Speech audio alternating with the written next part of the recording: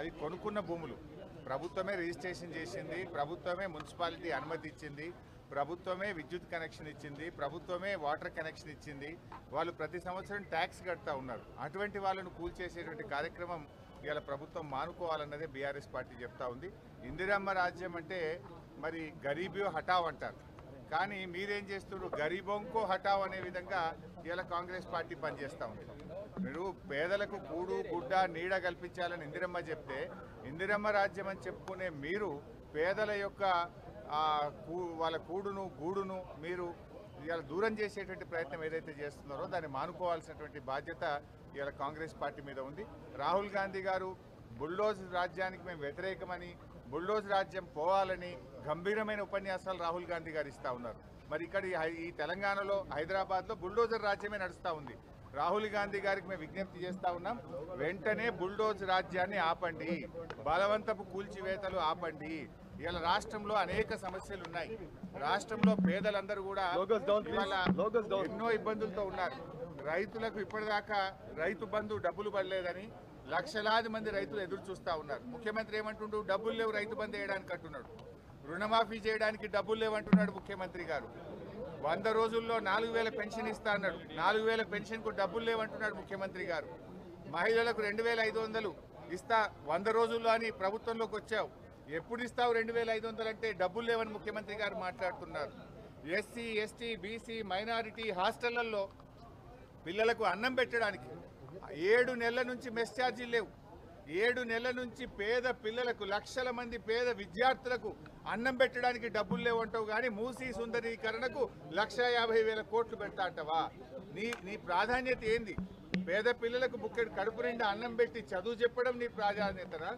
1,00,000 కోట్లు ఖర్చు పెట్టి మూసీ సుందరీకరణ చేయడం నీ ప్రాధాన్యతన్నా? ఇలా కొన్ని మీడియాల్లో పత్రికల్లో చూస్తున్నాం, ఆడపిల్లలు టాయిలెట్కి వెళ్ళడానికి 100 మంది ఆడపిల్లలు 200 మంది ఆడపిల్లలకు ఒకే టాయిలెట్ ఉందని చెప్పి పిల్లలు ఇబ్బంది పడతా ఉన్నారు. ఆ పేద పిల్లలకు ప్రభుత్వ స్కూళ్లలో టాయిలెట్లు కట్టడం నీ ప్రాధాన్యతన్నా?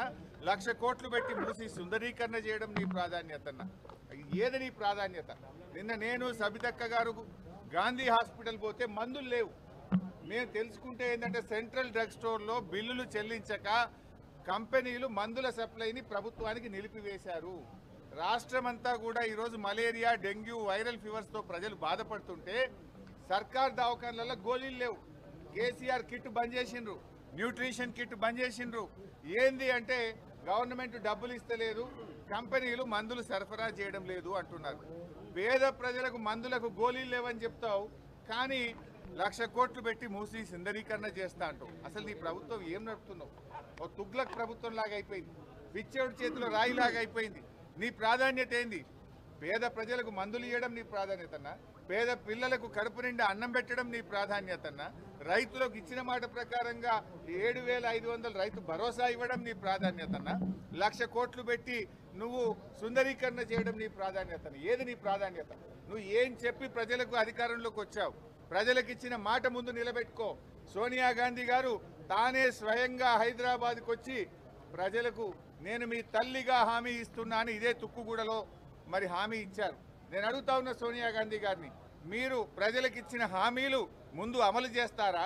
హామీలు పక్కన పెట్టి ప్రజలను గాలి కొదిలేసి పాలన పక్కన పెట్టి 1,00,000 కోట్లు పెట్టి మూసి సుందరీకరణ చేస్తారా? నిన్న ఆయన మాట్లాడుతున్నాడు, దానం కిషోర్ గారు, మేము ఎవరిని బలవంతంగా తొలగించమని. మరి ఎందుకు డబుల్ బెడ్రూమ్ ఇల్లు ఇచ్చి బలవంతంగా మీరు వెళ్తారా వెళ్ళరా మెడ మీద కత్తి పెడుతున్నారు? ఎందుకు నంబరింగ్ చేస్తూ ఉన్నారు? డ్రోన్లు పెట్టి ఎందుకు మీరు పైనుంచి FTL డిసైడ్ చేస్తున్నారు? ఆ FTL కానీ బఫర్ కూడా ఒక్కొక్క చోట ఒక్కొక్క రకంగా పెడుతున్నారు. అంటే పేదల ఇల్లు కూలుస్తారట, పెద్ద పెద్ద బడా కంపెనీలకు ఆ భూములు కేటాయించి అక్కడ సుందరీకరణ పేరు మీద రియల్ ఎస్టేట్ వ్యాపారం చేస్తారట. ఈ ముఖ్యమంత్రి గారు రియల్ ఎస్టేట్ మీద ఎక్కువ దృష్టి పెట్టిండు. ఫార్మా సిటీకి కేసీఆర్ గారు 15,000 ఎకరాల భూమి సేకరిస్తే ఫార్మా సిటీని పక్కన పెట్టి అక్కడ రియల్ ఎస్టేట్ 4th సిటీ అని రియల్ ఎస్టేట్ బ్రోకర్గా అవతారం ఎత్తిండు ముఖ్యమంత్రి గారు. ఆడ ఫార్మా సిటీని 4th సిటీ అంటాడు. ఈ మూసీ సుందరీకరణ పేరు మీద ఇక్కడ బడా బడా కంపెనీలు తెచ్చి ఇక్కడ కూడా రియల్ ఎస్టేట్ వ్యాపారం చేస్తున్నాడు. అసలు ఆ DPRకే 1,500 కోట్లట. ప్రపంచంలో ఎక్కడన్నా విన్నామా? ప్రాజెక్టుకు 1,500 కోట్లంటే విన్నాం, కానీ మూసీ ప్రాజెక్టు DPRకే 1,500 కోట్లు పెట్టి DPR చేయిస్తారట. అంటే నువ్వు 1500 కోట్లు పెట్టి డిపిఆర్ చేయిస్తా అంటున్నావు, కనీసం 150 కోట్లు పెట్టి పేద పిల్లలకు మందులు ఇవ్వడం చేత కాదా? పేద ప్రజలకు ప్రభుత్వ దవాఖానలో మందులు ఇవ్వడం మీద ఎందుకు దృష్టి పెట్టావు నువ్వు? ఇంకా ఎస్సీ ఎస్టీ బీసీ హాస్టల్లో అన్నం పెట్టడం మీద ఎందుకు ఆలోచించవు? ఇవాళ 9th 10th ప్రభుత్వ స్కూళ్ళల్లో 9వ తరగతి 10వ తరగతి చదివే పిల్లలకు 7 నెలల నుంచి మధ్యాహ్న భోజనం యొక్క బిల్లులు రాక అన్నం పెట్టుడు కూడా ఇబ్బంది అవుతా ఉంది. ఈ సమస్యలన్నీ పక్కన పెట్టి ఈ సుందరీకరణ పేరు మీద ప్రజలను ఉసురు పోసుకోవద్దు, గోసబెట్టద్దు. ఇప్పటికైనా దీన్ని మానుకోండి.